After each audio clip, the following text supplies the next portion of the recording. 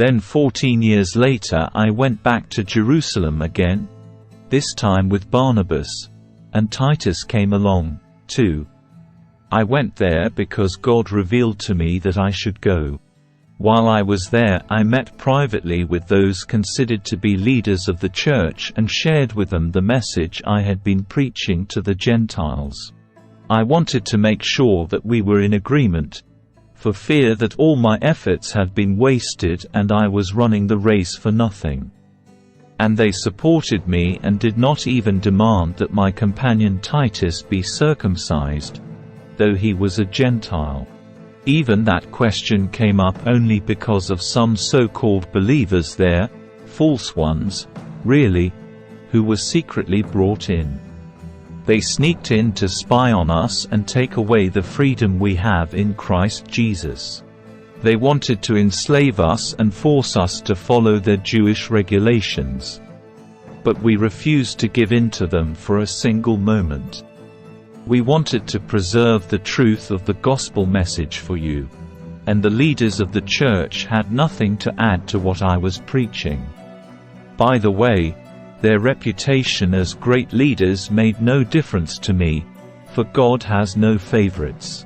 Instead, they saw that God had given me the responsibility of preaching the gospel to the Gentiles, just as he had given Peter the responsibility of preaching to the Jews. For the same God who worked through Peter as the apostle to the Jews also worked through me as the apostle to the Gentiles. In fact, James, Peter, and John, who were known as pillars of the church, recognized the gift God had given me, and they accepted Barnabas and me as their co-workers. They encouraged us to keep preaching to the Gentiles, while they continued their work with the Jews. Their only suggestion was that we keep on helping the poor, which I have always been eager to do. But when Peter came to Antioch, I had to oppose him to his face, for what he did was very wrong. When he first arrived, he ate with the Gentile believers, who were not circumcised.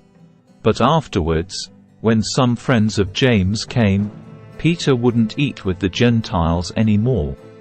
He was afraid of criticism from these people who insisted on the necessity of circumcision. As a result, other Jewish believers followed Peter's hypocrisy, and even Barnabas was led astray by their hypocrisy.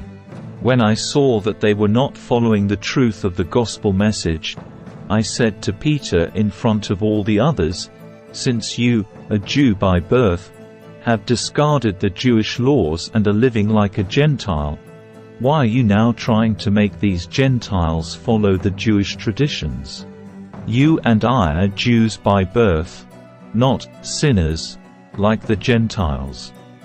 Yet we know that a person is made right with God by faith in Jesus Christ, not by obeying the law. And we have believed in Christ Jesus, so that we might be made right with God because of our faith in Christ, not because we have obeyed the law. For no one will ever be made right with God by obeying the law. But suppose we seek to be made right with God through faith in Christ and then we are found guilty because we have abandoned the law. Would that mean Christ has led us into sin? Absolutely not. Rather, I am a sinner if I rebuild the old system of law I already tore down. For when I tried to keep the law, it condemned me. So I died to the law. I stopped trying to meet all its requirements, so that I might live for God. My old self has been crucified with Christ. It is no longer I who live, but Christ lives in me.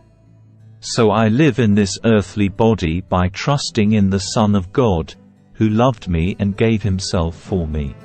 I do not treat the grace of God as meaningless. For if keeping the law could make us right with God, then there was no need for Christ to die.